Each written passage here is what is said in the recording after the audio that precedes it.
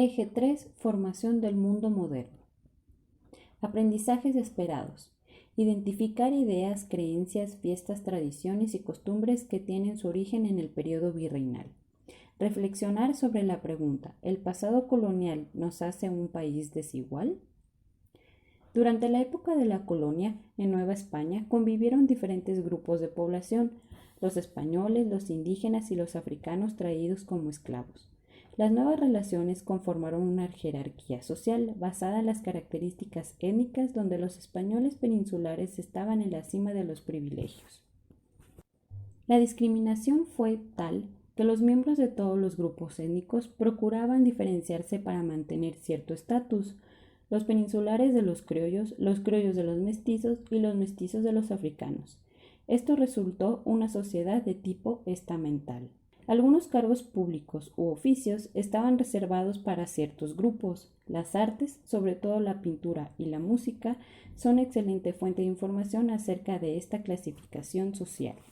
Tema 1. Pasado-presente. Muchas de las celebraciones que se llevan a cabo en México tienen en sus orígenes tradiciones que se practicaban entre los indígenas prehispánicos. Te preguntarás qué es una tradición. Es aquello que pasa de generación en generación, a lo que entrega una generación a otra a través del tiempo. Puede ser el traspaso de una serie de ritos, doctrinas, costumbres, noticias, entre muchos otros, realizadas de una generación a otra dentro de una comunidad o nación. Algunas tradiciones llegaron con los españoles con su establecimiento en los territorios que habitaban los mexicas, y en otros casos se trataba de celebraciones que se componen de tradiciones tanto indígenas como españolas. A esto se le llama mestizaje, cuando dos poblaciones con distinta identidad se mezclan entre ellas en tradiciones, costumbres y cultura. Algunos ejemplos son las piñatas, los mariachis, la veneración de la Virgen de Guadalupe, la pirotecnia y las posadas. Te explicaré algunos ejemplos, como los fuegos artificiales. Los artesanos dedicados en México a la pirotecnia forman parte de una tradición que llegó desde España, donde se usaban en eventos de carácter tanto político como religioso. Hay lugares en los que los artesanos de fuegos artificiales que los fabrican han transmitido de generación en generación el conocimiento y las técnicas para fabricarlos, como sucede en Tultepec, Estado de México.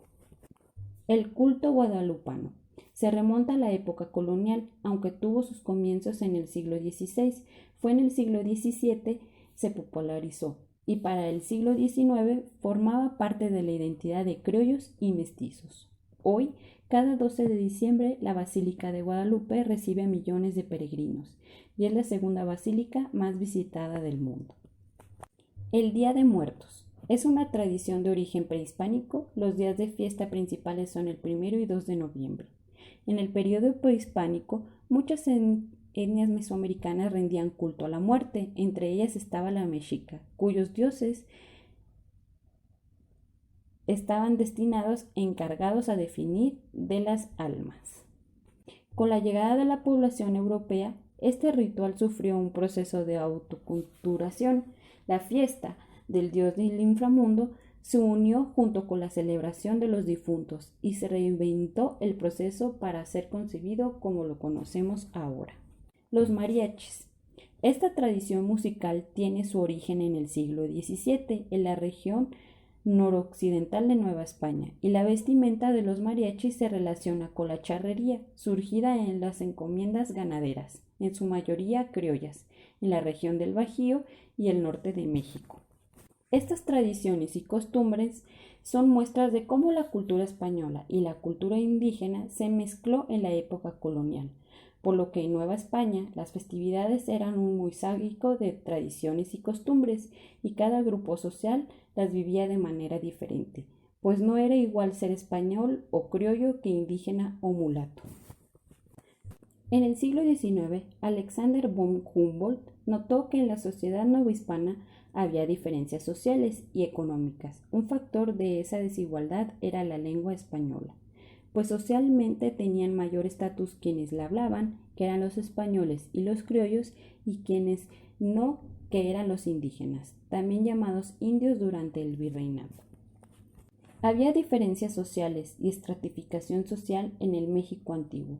Sin embargo, después de la llegada de los españoles a México y de realizar el proceso de colonización por parte de la corona española, se crearon instituciones políticas y administrativas que concedían de privilegios a los españoles y criollos y a su vez marginaban a los indígenas. Esta desigualdad se incrementó con el cambio de la propiedad de las tierras y los recursos naturales, debido a que muchos de los indígenas que habitaban en México fueron desplazados de sus comunidades y pasaron a ser administrados por españoles criollos. Después de un tiempo, los indígenas fueron empleados y a veces esclavizados u obligados a pagar tributo, por lo que los españoles, que eran los que habían colonizado México Tenochtitlan, fueron beneficiados por el trabajo indígena, así como las cosechas y los minerales metálicos que obtenían de Nueva España. Aún hoy, casi medio milenio después, hay desigualdades que persisten en nuestro país.